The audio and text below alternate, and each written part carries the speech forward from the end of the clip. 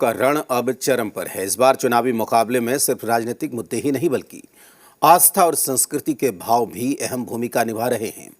कामाख्या मंदिर में हेमंत सोरेन और देवघर के बाबा बैद्यनाथ मंदिर में हेमंत बिस्वा शर्मा ने पूजा अर्चना कर जीत की कामना की। ऐसे में अब यह देखना दिलचस्प होगा कि वोटिंग में जनता किसके हक में फैसला सुनाती है। कामाख्या में हेमंत, देवघर में शर्मा,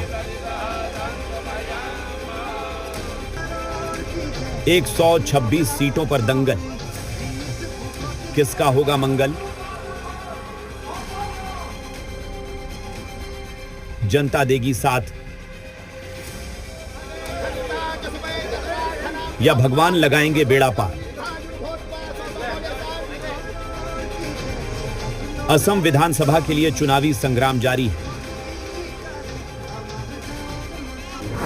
विधानसभा की 126 सीटों पर कांग्रेस और बीजेपी के बीच जहां कांटे का मुकाबला है, वहीं चुनावी रण में झारखंड की पार्टी जेएमएम भी अपना दमखम इस बार दिखा रही है। पार्टी ने 21 उम्मीदवारों को उतारकर असम के चुनावी रण को दिलचस्प बना दिया है।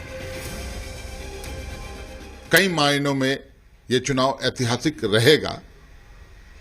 जो रेस्पॉन्स मिला, जो जनाधार दिखा झारखंड मुक्ति मोर्चा का, वो अविस्मरणीय है और मैं समझता हूं कि उसे हम जीती हुई सीटों की संख्या में उस जनाधार को बदलेंगे।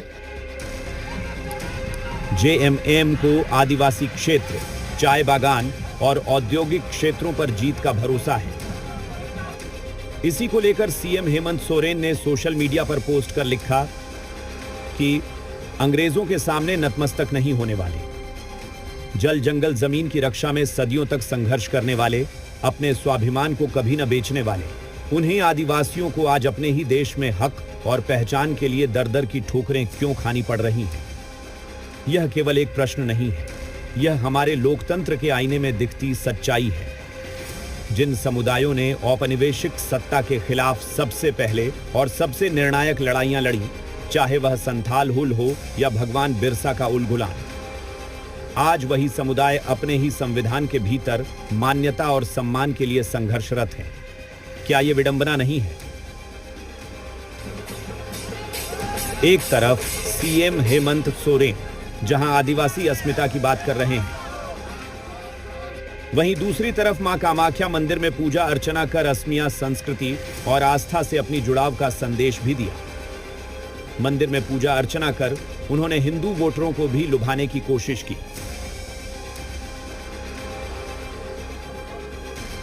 दूसरी ओर असम के मुख्यमंत्री हेमंत बिस्वा शर्मा भी पीछे नहीं रहे।